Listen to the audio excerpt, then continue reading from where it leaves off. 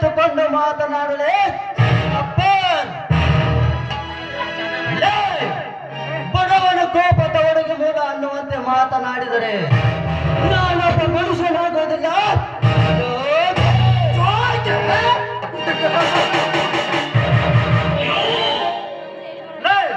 ಬಡವರಾದ ನಿನ್ನ ತಂದೆ ತಾಯಿಗಳು ಹಿಡಿದು ಒಂದು ಊಟ ಹಾಕ್ತಿದ್ದಾರೆ. ಬೀಳುವುದನ್ನು ಬಿಟ್ಟು ಇಲ್ಲಿ ರಕ್ತದ ಒಕ್ಕಳೆ ಅಡಲು ಬಂದಿರುವನು. ರಕ್ತದ ಒಕ್ಕಳೆ ಬಾಯಿ ಹಿಡಿತದನ್ನೆಟ್ಟುಕೊಂಡು ಮಾತನಾಡಲೇ ಮಗನ.